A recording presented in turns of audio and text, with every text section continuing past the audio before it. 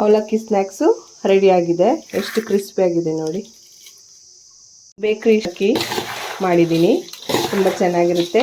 ಯಾರೆಲ್ಲ ನನ್ನ ಚಾನಲ್ನ ಹೊಸದಾಗಿ ನೋಡ್ತಿದ್ದೀರೋ ಲೈಕ್ ಮಾಡಿ, ಶೇರ್ ಮಾಡಿ, ಸಬ್ಸ್ಕ್ರೈಬ್ ಮಾಡ್ಕೊಳ್ಳಿ.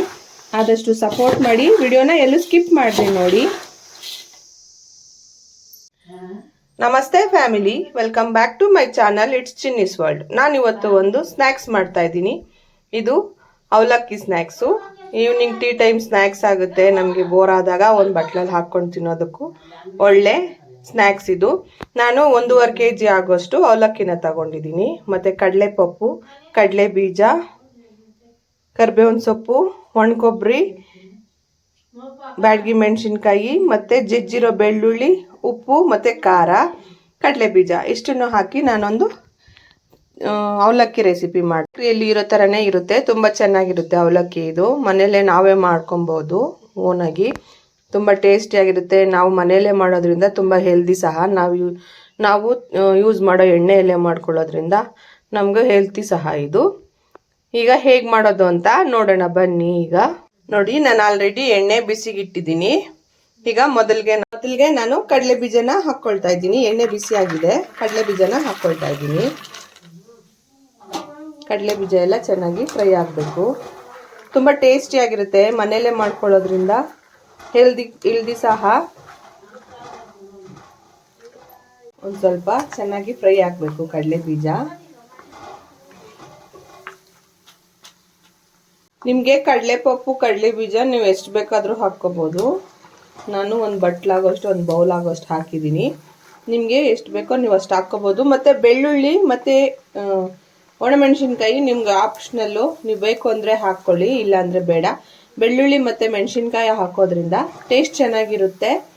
ಬೇಕ್ರಿಲಾದರೆ ಬೆಳ್ಳುಳ್ಳಿ ಹಾಕಿರ್ತಾರೆ, ಒಣಮೆಣಸಿನ್ಕಾಯಿ ಹಾಕೋದಿಲ್ಲ. ಸೊ ಒಣಮೆಣಸಿನ್ಕಾಯಿ ಬೇಕ್ರಿಲಿ ಯಾವ ಥರ ಅವಲಕ್ಕಿ ಇರುತ್ತೋ ಅದೇ ಥರನೇ ಬರುತ್ತೆ. ತುಂಬ ಚೆನ್ನಾಗಿರುತ್ತೆ ಟೇಸ್ಟ್ ಅಂತೂ. ಹೇಗೆ ಬಂತು ಅಂತ ನೀವು ಟ್ರೈ ಮಾಡಿ ನನಗೆ ಕಮೆಂಟ್ ಮಾಡಿ ತಿಳಿಸಿ ಪ್ಲೀಸ್. ವಿಡಿಯೋನ ಎಲ್ಲೂ ಸ್ಕಿಪ್ ಮಾಡಬೇಡಿ, ಸ್ಕಿಪ್ ಮಾಡಿದೆ ನೋಡಿ. ಕಡಲೆ ಬೀಜ ಫ್ರೈ ಆಗಿದೆ. ಒಂದು ದೊಡ್ಡ ಬಟ್ಲು ತಗೊಂಡು ದೊಡ್ಡ ಬಟ್ಲಿಗೆ ಹಾಕ್ಕೋಬೇಕು. ಮಿಕ್ಸ್ ಮಾಡೋದಕ್ಕೆ ಚೆನ್ನಾಗಿರುತ್ತೆ, ನಮಗೆ ಫ್ರೀ ಆಗಿರುತ್ತೆ ಮಿಕ್ಸ್ ಮಾಡೋದಕ್ಕೆ. ಕಡಲೆಪಪ್ಪು ಹಾಕ್ಕೊಳ್ತಾ ಇದ್ದೀನಿ. ಇದನ್ನ ಬೇಗ ತೆಗೆದ್ಬಿಡಿ, ಇದು ಬೇಗ ಫ್ರೈ ಆಗೋಗುತ್ತೆ. ಸುಮ್ಮನೆ ಹಿಂಗೆ ಹಾಕಿ ಹಿಂಗೆ ತೆಗೆದ್ಬಿಡಿ.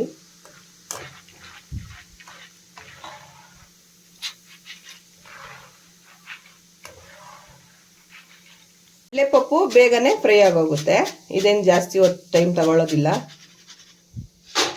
ನೋಡಿ, ಕಡಲೆಪಪ್ಪು ಎಲ್ಲ ಫ್ರೈ ಆಯಿತು. ಈಗ ಬೆಳ್ಳುಳ್ಳಿ ಹಾಕ್ಕೊಳ್ಳೋಣ.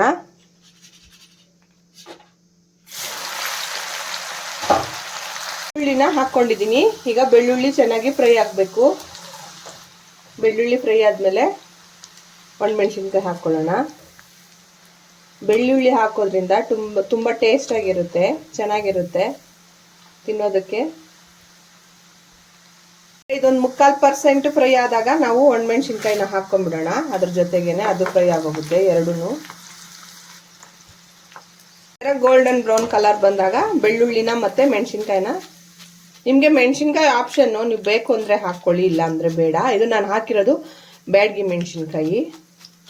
ಈಗ ಒಣಕೊಬ್ಬರಿನ ಈ ಜಾಲರಿಯಲ್ಲೇ ಹಾಕ್ಕೊಳ್ಳಿ.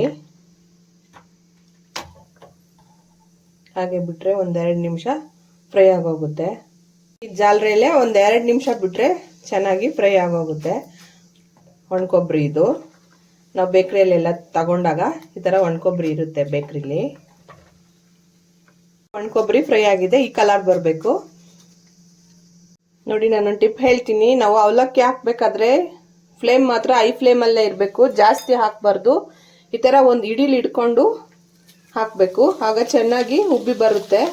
ನಾವು ಜಾಸ್ತಿ ಹಾಕ್ಬಿಟ್ರೆ ಅದಕ್ಕೆ ಪ್ಲೇಸ್ ಸಿಗೋದಿಲ್ಲ. ಸೊ ಅದಕ್ಕೋಸ್ಕರ ಅದು ಚೆನ್ನಾಗಿ ಉಬ್ಬೋದಿಲ್ಲ. ಒಂದು ಇಡೀ ಅಷ್ಟು ಮಾತ್ರ ತಗೋಬೇಕು. ಹೈ ಫ್ಲೇಮಲ್ಲಿ ಇರಬೇಕು ಅವಲಕ್ಕಿಗೆ, ಲೋ ಫ್ಲೇಮಲ್ಲಿ ಇಡಬೇಡಿ. ನೋಡಿ, ಈ ಥರ ಪೂರಿ ಥರ ಉಬ್ಬುತ್ತೆ, ಚೆನ್ನಾಗಿರುತ್ತೆ. ಹೈ ಫ್ಲೇಮಲ್ಲಿ ಇರಬೇಕು. ಒಂದು ಹಿಡಿ ಮೇಲೆ ಹಾಕಬಾರ್ದು. ತೋರಿಸ್ತೀನಿ. ಹೈ ಫ್ಲೇಮಲ್ಲಿ ಎಣ್ಣೆ ಇರಬೇಕು. ಒಂದು ಹಿಡಿ ಎಷ್ಟು ತಗೊಂಡು ನೋಡಿ, ಈ ಥರ ಬಿಟ್ಟರೆ ಕಡಲೆಪುರಿ ಬಂದಂಗೆ ಬರುತ್ತೆ. ಒಂದು ಹಿಡಿ ಮೇಲೆ ಜಾಸ್ತಿ ಹಾಕಬೇಡಿ, ಅದಕ್ಕೆ ಫ್ರೈ ಆಗೋಕ್ಕೆ ಜಾಗ ಇರಲ್ಲ. ಸೊ ಅದಕ್ಕೋಸ್ಕರ ಅದು ಗಟ್ಟಿ ಹಾಗೆ ನೋಡಿ. ನಾನು ಇನ್ನೊಮ್ಮೆ ಹಾಕ್ತೀನಿ.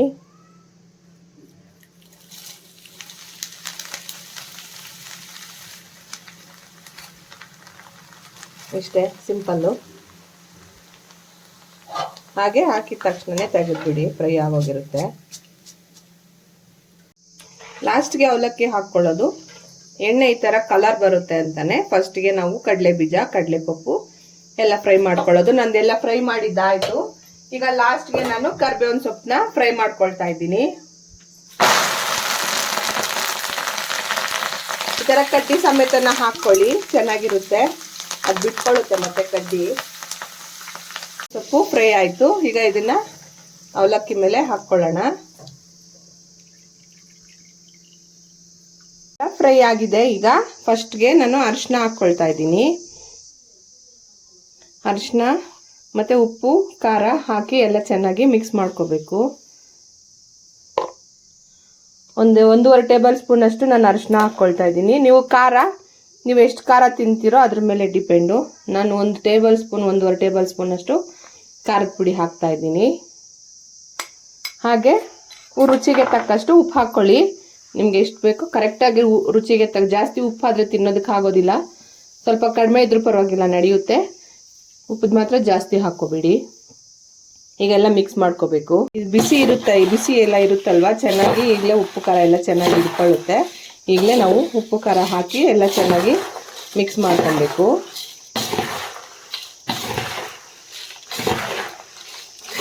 ತುಂಬ ಟೇಸ್ಟಿಯಾಗಿರುತ್ತೆ. ಒಮ್ಮೆ ಟ್ರೈ ಮಾಡಿ ಹೇಗೆ ಬಂದಿದೆ ಅಂತ ನನಗೆ ಕಮೆಂಟ್ ಮಾಡಿ ತಿಳಿಸಿ.